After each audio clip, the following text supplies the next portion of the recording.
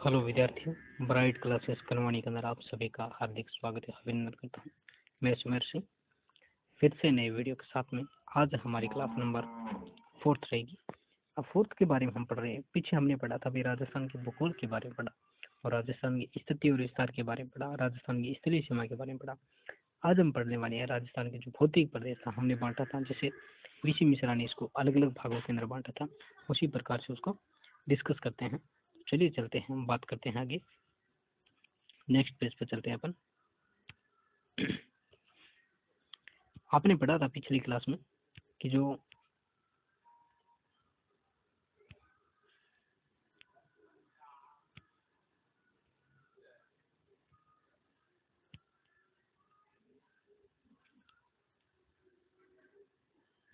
एक सेकंड को अपन, हाँ अब देखो कि पीछे की क्लास में हमने क्या पढ़ा था। पीछे की क्लास में हमने पढ़ा था कि राजस्थान को जो प्रथम बार भौतिक विभाजन किया था,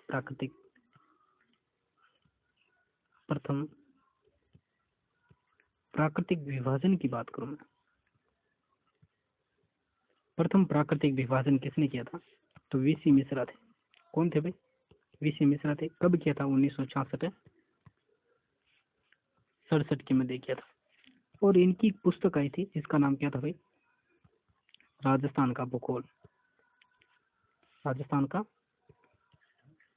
भूगोल, इसकी पुस्तक इन्होंने क्या है छपवाई थी। कब छपी थी? 1968 के अंदर। कहाँ से छपवाई थी इन्होंने? तो इन्होंने छपवाई थी नेशनल बुक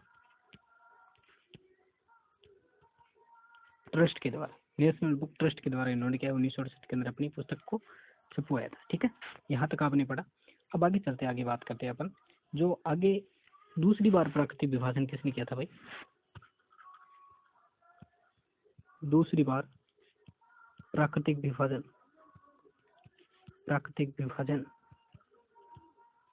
किसने किया था? उसकी बात करें, ए के सेन आते हैं आपके। कौन आएंगे? ए के सेन आएंगे। कब किया था भाई? 1968 के अंदर। कब किया? 1968 के अंदर। भाग कितने बताए इन्होंने? भाग 3 भाग बताए इसने। एक तो मरु बता दिया इनको, दूसरा बता दिया इन्होंने मेरू, तीसरा बता दिया इनने माल बोल दिया। लेकिन क्या हुआ, इनको साहित्यिक दृष्टि से इसको अलग अलग नाम से जाना जाने लगा। इसे बोला, मरु को बोला इसने साहित्यिक दृष्टि से, यहाँ पर साहित्यिक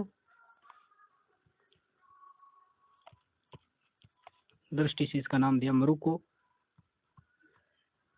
मरुस्थल बोल दिया इनको।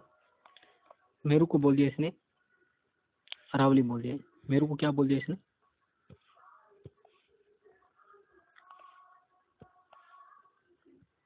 अरावली बोल दिया। ठीक है ना? क्या बोल दिया इसने? मरु को अरावली बोल दिया। लेकिन माल को क्या बोला इसने? पठार बोल दिया। माल को क्या बोला इसने? पठार बोल। ये आपका प्राकृतिक विभाजन किसने किया था? दूसरी इसने माल को क्या बोल दिया भाई? पठार के रूप में इसने विभाजित कर दिया। ठीक है ना? एक के सेन आते हैं। एक के सेन ने क्या है, मरुस्थल को, जो आपका भौतिक प्रदेश था, भौतिक प्रदेश को 3 भागों के अंदर डिवाइडेशन कर दिया। 1968 के अंदर किया इन्होंने। क्या क्या नाम दिया इसने?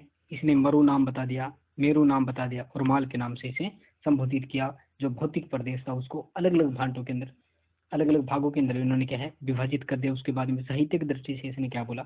मरु को इसने मरुस्थल बोल दिया। उसके बाद में इसने क्या बोला भाई? मरु को मरुस्थल बोल दिया।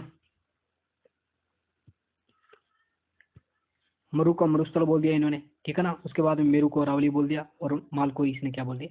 पठार बोल दिया। तो चलते आगे, चलते हैं अपना बात करते हैं आगे। और अब देखना कि राजस्थान का तीसरी बार प्राकृतिक विभाजन किसने किया था? जो राम लोचन आते हैं। तीसरी बार, थर्ड प्राकृतिक विभाजन।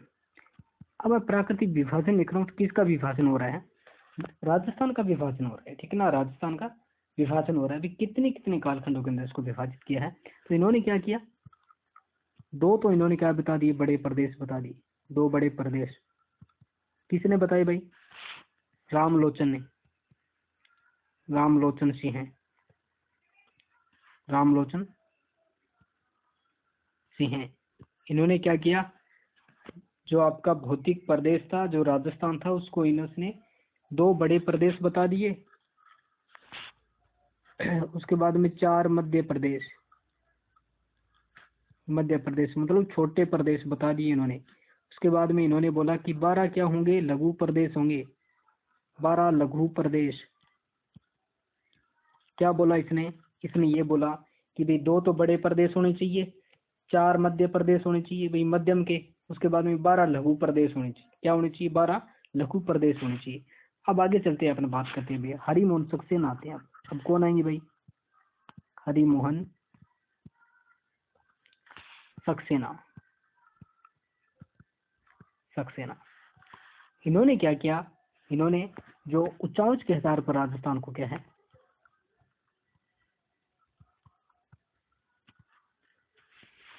उच्चावच के आधार पर, उच्चावच के अनुसार, ठीक है ना, राजस्थान को कितने भागों के अंदर इसने बांट दिया? 4 भागों में, 4 इकाइयों में इसने क्या है, राजस्थान को बांट दिया। सबसे पहले बात करते हैं मरुस्थल की। मरुस्थल 2 नंबर की बात करते हैं अपन भाई, अरावली के रूप में इसने क्या है, विभाजित किया। 3 नंबर की बात करता हूं मैं, मैदान के रूप में इसने क्या है, विभाजित कर दिया। और 4 नंबर की बात करते हैं अपन भाई, पठार के रूप में। यही पढ़ने वाले हैं अपन आगे। क्या पढ़ेंगे? मरुस्थल पढ़ेंगे, अरावली पढ़ेंगे, मैदान के बारे में पढ़ेंगे, पठार के बारे में पढ़ेंगे। किस किस के बारे में पढ़ेंगे भाई? मरुस्थल आएगा, अरावली आएगा, मैदान आएगा, पठार आएगा। अपन बात करते हैं मेरे भाई मरुस्थल के बारे में बात करें। किसके बारे में बात करेंगे अपन? मरुस्थल के बारे में बात करेंगे। मरुस्थल क्या होता है, किसी को पता है क्या? मैं यहाँ पर लिखता हूँ,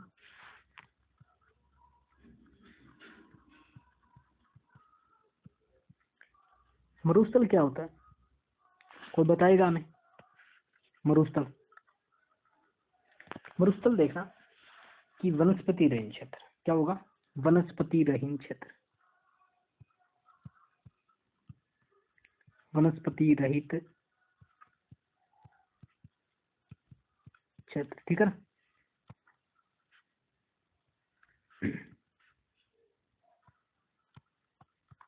जल की कमी होगी इधर, जल की कमी होगी, वनस्पति कम होगी, जल की कमी होगी। इधर क्या होगा? यहाँ पर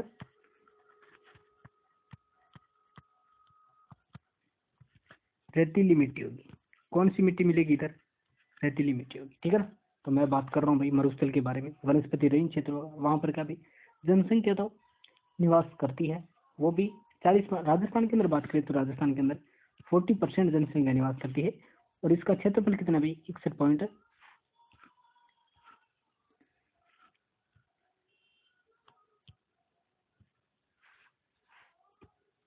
61.11 इसका क्या भाई प्रतिशत रहता है, ठीक है ना। क्षेत्रफल का रहता है, एरिया रहता है आपका। एरिया कितना रहेगा भाई? 61.11% रहेगा। और 40% जनसंख्या क्या है इसके अंदर, पॉपुलेशन निवास करती है। कितनी? 40% पॉपुलेशन इसके अंदर क्या है, निवास करे। उसके बारे में आगे पढ़ेंगे। अभी मैंने बताया भी मरुस्थल वनस्पति रहित क्षेत्र है, जल की कमी, इधर रेतीली मिट्टी मिलेगी। इतना याद रखना सबको, कितना याद रखना। अब अपन बात करते हैं मरुस्थल है, लेकिन मरुस्थल फैला हुआ कितने राज्यों के अंदर है, सॉरी कितने संभाग के अंदर फैला है और कितने जिलों के अंदर फैला है। तो मैं यहाँ पर संभाग लिख रहा हूँ, एक एक संभाग के बारे में बात करेंगे। इधर मैं जिले लिख देता हूँ। क्या लिख रहा हूँ देखना, इधर मैंने लिखा संभाग के बारे में लिखा, और आगे मैंने क्या लिखा भाई?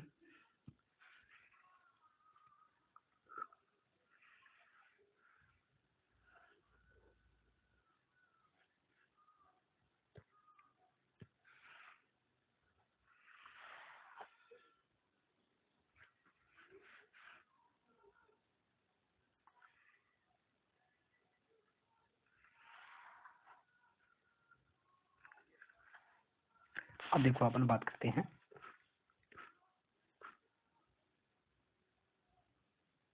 अब देखना अपन बात करेंगे कि संभाग के बारे में बात करता हूँ। तो संभाग के 1 नंबर पर लिखता हूँ, इधर 1 नंबर लगा लो। 1 नंबर पे आपका आता है भाई बीकानेर की बात करता हूँ, ठीक है ना। इधर जिले लिखेंगे, इधर बीकानेर संभाग लिखेंगे।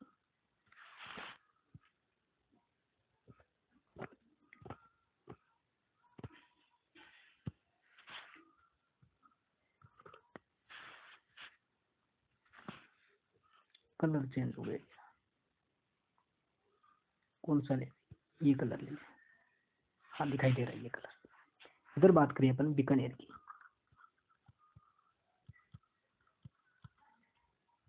बीकानेर संभाग की बात करें, अब बीकानेर के अंदर बात करें तो बीकानेर के अंदर हनुमानगढ़ आता है। हनुमानगढ़ के बाद अपन गंगानगर लिखेंगे।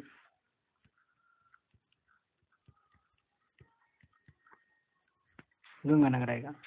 गंगानगर के बाद अपन लिखेंगे भाई इधर अनूपगढ़ लिखेंगे। अनूपगढ़ के बाद अपन लिखेंगे भाई बीकानेर। बीकानेर खुद आ जाएगा। हमने क्या लिखा भाई, हनुमानगढ़ लिखा, गंगानगर लिखा, अनूपगढ़ लिखा और बीकानेर लिखा।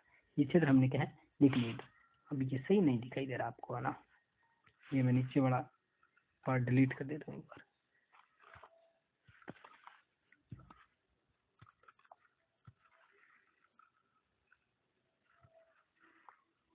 बस इतना रख लेते हैं एक बार अपन, ठीक है। आगे बात करते हैं अपन 2 नंबर की बात करते हैं। 2 नंबर संभाग लगाते हैं अपन।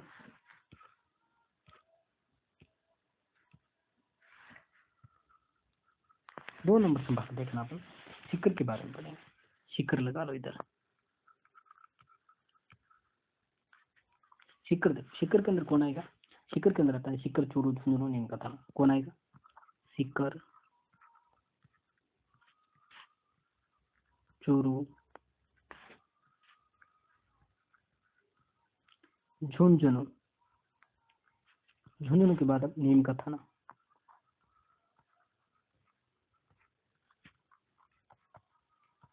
नीम का थाना ये क्या है, सीकर के अंदर आते हैं।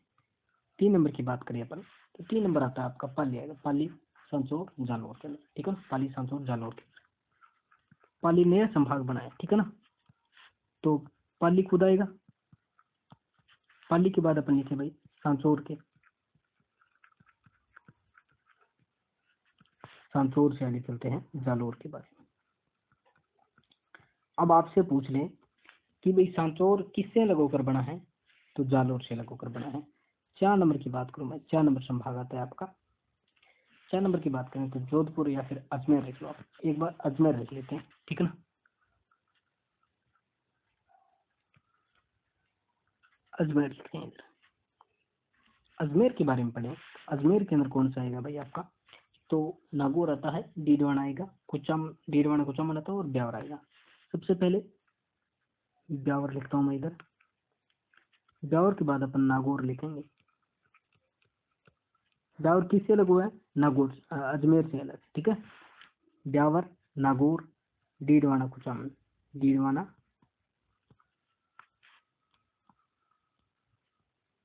कुचामन। अब आपने क्या पढ़ा, आपने पढ़ा भाई संभाग जिले। मरुस्थल के अंदर बात करूं, अगर मैं बात करूं इधर कितने संभाग जिले आ रहे हैं, तो 20 जिले आएंगे और 5 संभाग आ रहे हैं। 20 जिले 5 संभाग आएंगे आपके। आपने पढ़ा भी बीकानेर के बारे में पढ़ा, हनुमानगढ़ आया, गंगानगर आया, अनूपगढ़ आया, बीकानेर आया। सीकर के बारे में पढ़ा आपने, सीकर के बारे में पढ़ा तो सीकर आया आपका, जुरू आया, झुंझुनू आया, नीम का थाना आया, ये आपके क्षेत्र आए। उसके बाद में आपने पाली के बारे में पढ़ा तो पाली आया, सांचौर जालौर। अजमेर के बारे में पढ़ा, अजमेर सॉरी ब्यावर नागौर डीडवाना कुचामन। अब आपका 5 नंबर बच गया आपका जोधपुर। तो जोधपुर इधर लिखता हूँ मैं।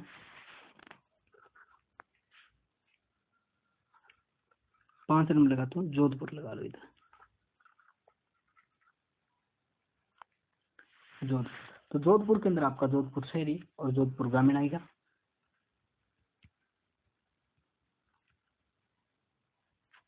जोधपुर शहरी और ग्रामीण। अब अपन लिखेंगे इधर फलोदी लिख लो आगे। फलोदी, फलोदी किससे लगू है, तो आपको पता है जोधपुर से लगू है, ठीक है। फलोदी लिखने के बाद अपन आगे लिख लो जैसलमेर लिख लो और बाड़मेर बालोतरा के बारे में लिख लो।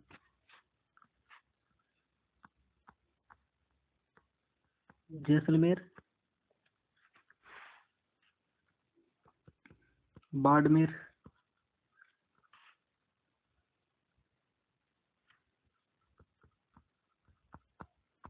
बालोतरा। आपने क्या पढ़ा भाई? आपने पढ़ा जो राजस्थान का मरुस्थल है वो कितने जिलों के अंदर फैला हुआ है, कितने संभाग के अंदर फैला हुआ है, उसके बारे में चर्चा की आपने। तो सबसे पहले बात करता हूँ मैं कि आपने 5 संभाग के अंदर फैला हुआ, 20 जिलों के अंदर क्या ये विस्तारित है, ठीक है। अब राजस्थान के अक्षांश और जो आपका मरुस्थल था उसके अक्षांश और देशांतर की बात कर लेता हूँ। तो आगे चलते हैं, अपन बात करते हैं। अब देखिए इसके अंदर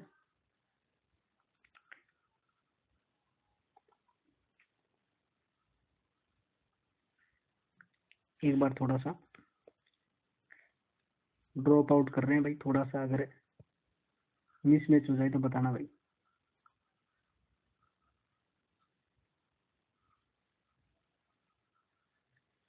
ये आपका एक बार राजस्थान का मैप आपने ड्रॉप आउट कर लिया। ऊपर की साइड में मैंने बताया कि इस प्रकार की जो लाइनिंग चलेगी वो क्या कहलाएगी आपकी भाई? अक्षांश कहलाती है। तो इस प्रकार की लाइनिंग चलेगी वो क्या कहलाएगी आपकी? देशांतर कहलाती है। जो उत्तर से दक्षिण की तरफ चलेगी वो क्या कहलाएगी आपकी? देशांतर कहलाएगी। और जो पूर्व से पश्चिम तरफ चलेगी वो क्या कहलाएगी आपकी? अक्षांश कहलाएगी। तो इसके अंदर क्या है कि इसके अंदर इस प्रकार से सर्किल बनेगा, इस प्रकार से, ठीक है ना। ये इसका पॉइंट रहेगा, ये लाइन रहेगी। और इधर से इसकी लाइन क्या रहेगी भाई? ऊपर से ये लाइनिंग रहेगी, इधर इसकी कौन सी रहेगी? देशांतर की ये लाइनिंग रहेगी, ठीक है ना। अक्षांश की ये लाइनिंग है ऊपर वाली, इधर की ये रहेगी। तो इसके अंदर पढ़ते हैं, देखते हैं। ये थोड़ा सा मिटा देता हूँ एक बार, बस आपका राजस्थान का इतना ही है, ये क्षेत्र बच गया आपका।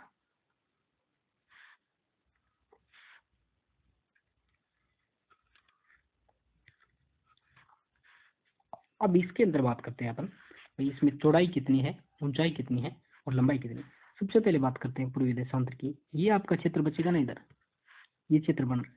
इस क्षेत्र में 76 डिग्री 45 मिनट क्या रहेगा आपका? देशांतर है, ठीक है ना, पूर्वी देशांतर। इधर की बात करें 69 डिग्री 30 मिनट, ठीक है ना। ये पॉइंट आ गया आपका, इधर पश्चिम का पॉइंट। अगर दक्षिण का पॉइंट देखें तो दक्षिण का आता है 25 डिग्री 5 मिनट, 25 डिग्री 5 मिनट है उत्तरी अक्षांश, उत्तरी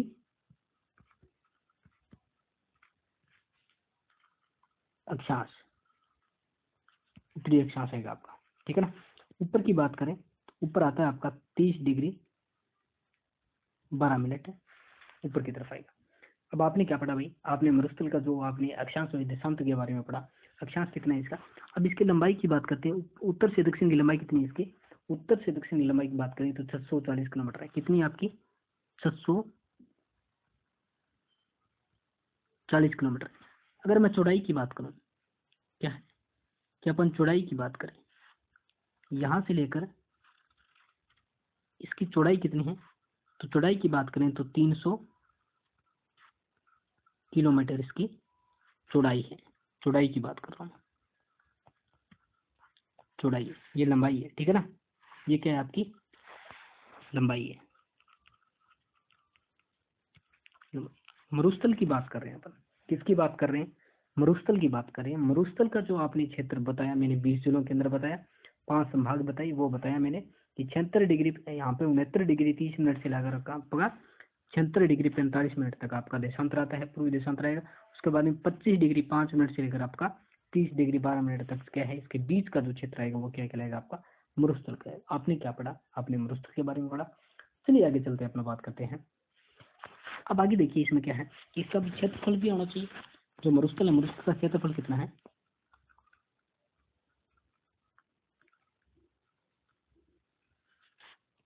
मरुस्थल का क्षेत्रफल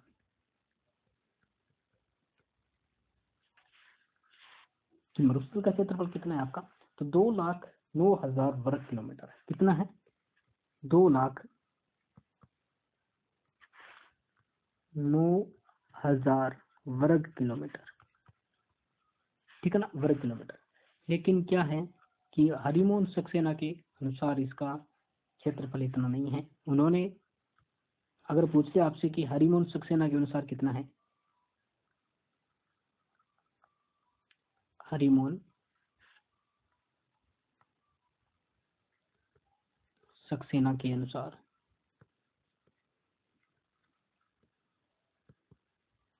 पूछ ले 1,75,000 1,75,000 वर्ग किलोमीटर किसके अनुसार है? हरिमोहन सक्सेना के अनुसार है। हमने पढ़ा हरिमोहन सक्सेना चल रहा है हमारा, मरुस्थल के बारे में हमने चर्चा की, ठीक है ना। तो मरुस्थल के बारे में चर्चा कर रहे हैं, अपन बात कर रहे हैं भाई 5 संभाग के अंदर विस्तारित है ये, और 20 जिलों के अंदर क्या है इसका विस्तार फैला हुआ है, ठीक है। आगे चलते हैं, हम बात करते हैं आगे। और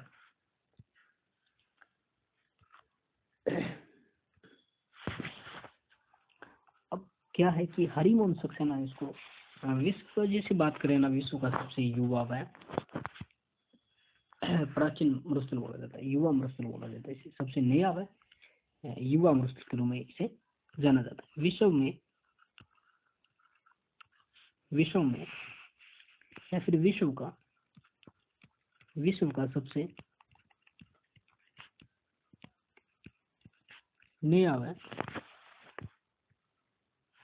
युवा मरुस्थल बोला जाता है इसे।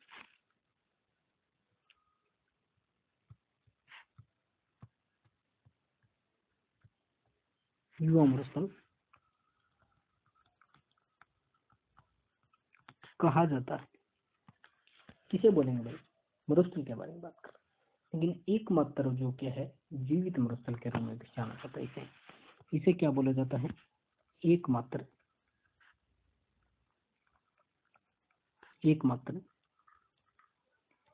जीवित मरुस्थल, जीवित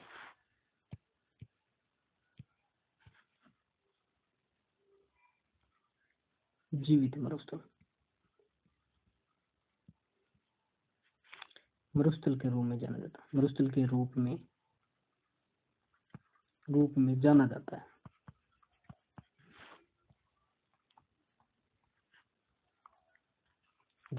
है। ठीक है, बात कर ली हमने। अब देखना कि इसके अंदर जो जनसंख्या घनत्व है वो कितने है। जनसंख्या घनत्व की बात करते हैं तो जनसंख्या विश्व में सर्वाधिक जन घनत्व वाला अगर आपको मरुस्थल पूछ ले तो आपका राजस्थान रहेगा, जो क्या है 103 व्यक्ति प्रति वर्ग किलोमीटर के रूप में रह रहे हैं।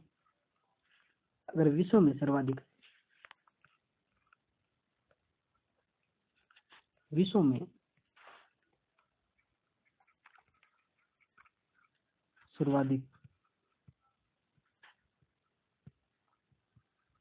जन घनत्व वाला अगर मरुस्थल पूछ ले तो क्या है आपका राजस्थान का मरुस्थल रहेगा 103 व्यक्ति वर्ग किलोमीटर 2011 की जनगणना के अनुसार है। किसकी जनगणना के अनुसार है? 2011 की जनगणना के अनुसार है। तो चलिए चलते हैं हम। अब हम बात करेंगे भाई कल किसके बारे में बात करेंगे? तो कल बात करेंगे जो आपकी राजस्थान जो आपका मरुस्थल है, मरुस्थल के प्रकार के बारे में पढ़ेंगे। मरुस्थल के प्रकार, हेडिंग लगा लेना कल के लिए। मरुस्थल के प्रकार के बारे में पढ़ेंगे भाई। संपूर्ण रेतीला मरुस्थल आ गया, उसके बाद में चट्टानी मरुस्थल आ गया, पथरीला मरुस्थल आ गया, लाठीसिरी क्षेत्र आ गया, उसके बाद में शब्दावलियों के बारे में पढ़ेंगे, ठीक है ना। शब्दावली जैसे मान के चले कि पीवना क्या होता है, पीवना के बाद अपन पढ़ेंगे भिकागा कुर्जा, इस प्रकार के जो क्या होते हैं उसके बारे में कल चर्चा करेंगे। आप बने रहिए। अगर आप हमारे चैनल पे नए हो तो हमसे जुड़िए ज़्यादा से ज़्यादा, और बच्चों को क्या है शेयर कीजिएगा, अपने दोस्तों फ्रेंडों को शेयर कीजिएगा, और ब्राइट क्लासेस करवाने के साथ अपन जुड़िएगा जल्दी से जल्दी, ठीक है। धन्यवाद, आप सभी का दिन मंगलमय हो।